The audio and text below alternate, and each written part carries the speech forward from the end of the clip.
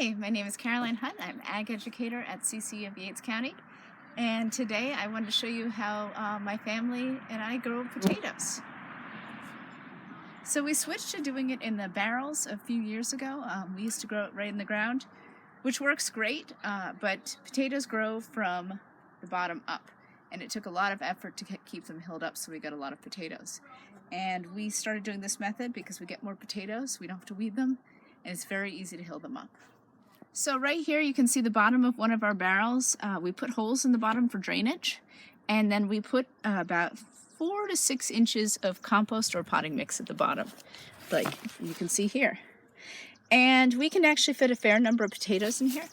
I usually do about 5, evenly spaced. I'm looking for ones with nice eyes.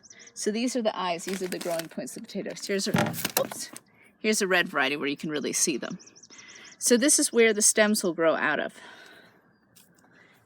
So I'm going to put my potatoes in here. A little bit of either potting mix or soil on top. I tend to prefer potting mix at the very beginning because it's light and fluffy and easy for the potato plants to emerge from. So we're just putting a small, short, just little layer on top, a couple inches. I'll put a little bit more after this video just to settle them in. And then that's it. I'll water these guys, and then when they have emerged, when they're about this tall out of the soil, I'll start to hill them. Maybe a little taller, it depends on how busy I am. And then we keep hilling them, which is just adding more soil, because potatoes grow off the stem. So the longer those stems under the soil, the more potatoes you get. So we'll hill them all the way to the top of these containers, and maybe even a little straw on top of that. We'll leave them alone until probably September, and then dump out the buckets or just send the kids in to scrabble through and get all the potatoes out. We found this is a great method. The potatoes stay really clean.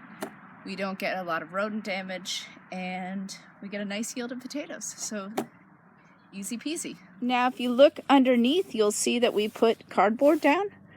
This is a great way to prevent weeds. These are pieces of cardboard we get off old pallets.